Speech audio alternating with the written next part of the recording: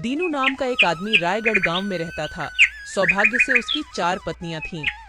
चारों शादियों की अलग अलग कहानी थी, वो हम अगले भाग में बताएंगे। दीनू की तीसरे नंबर की पत्नी बाला उससे बहुत प्यार करती थी, जबकि बाकी की 3 पत्नियां उसकी दौलत पर मरती थीं, क्योंकि उनको पता था कि दीनू ने कहीं सोना चांदी छिपा रखा है। एक दिन दीनू की तबीयत ज्यादा खराब हो गई। डॉक्टर को बुलाया गया, लेकिन डॉक्टर भी कुछ खास पता नहीं लगा पा रहा था। सब चिंतित थे कि आखिर दीनू को क्या हो गया।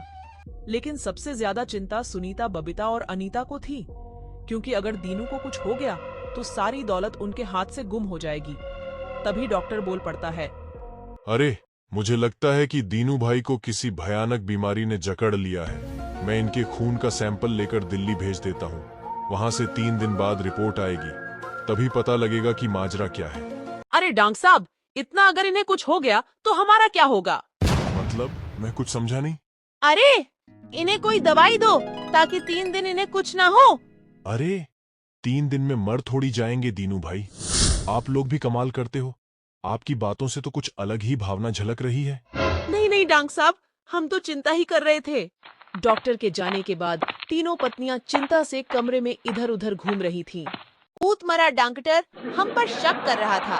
अरे अकल के खच्चर, अगर दीनू मर गया तो हमें फूटी कौड़ी नहीं मिलेगी। क्या फायदा होगा हमारा इस बुढ़े से शादी करने का? हाँ दीदी, दीनू मर गया तो हमारा क्या होगा? तू डर मत, मैं बहाना बनाकर खजाने का पता पूछती हूँ।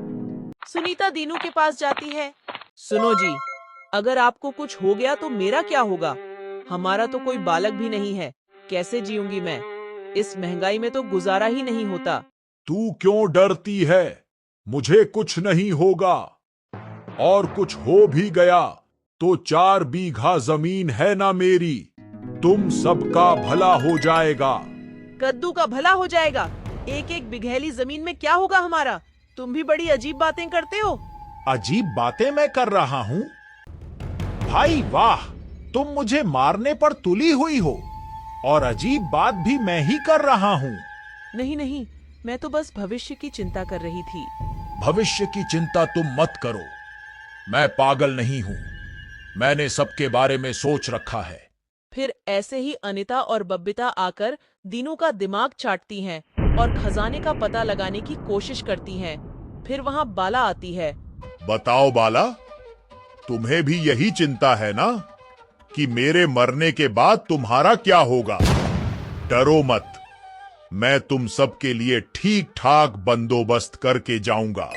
आप कैसी बहकी बहकी बातें कर रहे हैं? आपके मरने से पहले मुझे मौत आ जाए। आपकी मामूली तबीयत खराब है और आप मनहूस बातें कर रहे हैं। अरे 2-3 दिन में ठीक हो जाओगे, और उस जायदाद का मैं क्या करूंगी? अगर आप ही नहीं रहोगे तो फिर तो मेरा जीना बेकार है। बाला की आंखों में आंसू थे और उन आंसुओं में दीनू को अपनी चिंता साफ साफ दिख रही थी। बाला को अपनी जिंदगी में पाकर दीनू धन्य हो गया था, और एक तरफ उसकी बाकी 3 पत्नियां थीं जो सिर्फ उसकी जायदाद चाहती थीं। दोस्तों, अगले भाग में आपको पता लगेगा कि कैसे तीनों पत्नियां खजाने का पता लगाकर दीनू को मारने का षड्यंत्र बनाती हैं। बहुत रोमांचक मोड़ आएगा। तब तक बने रहिए हमारे चैनल पर और सब्सक्राइब करके बेल आइकन दबाइए। हम आपके लिए जल्दी कहानी लेकर आएंगे।